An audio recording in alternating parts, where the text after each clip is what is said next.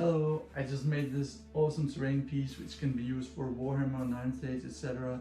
It's a desert forest with palm trees, and if you want to see how you can make one yourself, then stick around and I'll show you, and remember to watch to the end, because then you might just not make the same mistakes as I did.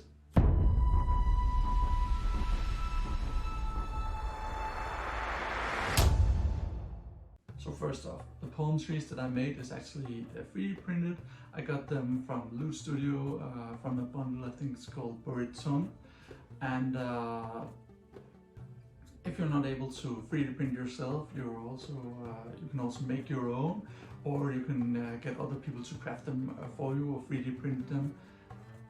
In order to get the plates that I used for the forest, I wanted to make it as close to the original forest that Games Workshop made as possible.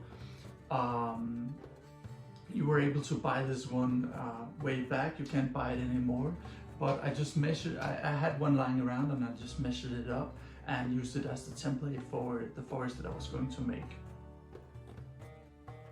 To get the plate that I used for this forest, I basically just found some old wood from a bookshelf I don't use anymore, and then I just cut it out. But I'm pretty certain that even if you had some really hardened cardboard or maybe some PVC, that it can work out fine as well. Then I just cut it out from the other part, and then I had a really nice template for the forest. For the next step, I just glued on the palm trees to small round bases, 3-inch round bases. It's the same bases that I also use for my artillery pieces for 9th stage. The reason that I put them on these bases and not directly on the plate is actually because I got inspired by how Games Workshop did theirs. So you're able to remove the trees at all time in order to make the gaming experience, let's say if you have a regiment that has to move over it, way more smooth. Then you can just remove the palms and then just add them back on if there's no troops nearby.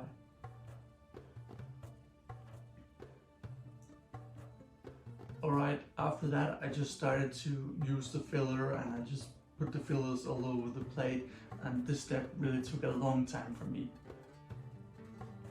And this is where I made my first huge mistake, that I should really have, put it all over the plate and then added the bases, instead of just added the bases and then just put it all over the plate, because it was really hard to get the round bases off afterwards. After this step, I just put on my crackling paint, but this is where I made my mistake number 2, because the crackle paint didn't really stick to anything, so after it dried out, it just peeled off really easy, which were a huge problem for me. I definitely recommend that if I should do it again, or that if you want to do it, then use something in order to make the paint stick a bit more. I saw some people like making small cuts into the wood, or maybe applying like a base coat before you do it. Maybe that would help out as well. And then afterwards I just put small pieces of cork on there to resemble small rocky parts around the desert field. I sprayed up the forest with sandy dust from Citadel, and whenever the sandy dust was dry, that's when the real problem for me with all these pieces peeling off came in, but it ended up looking like this.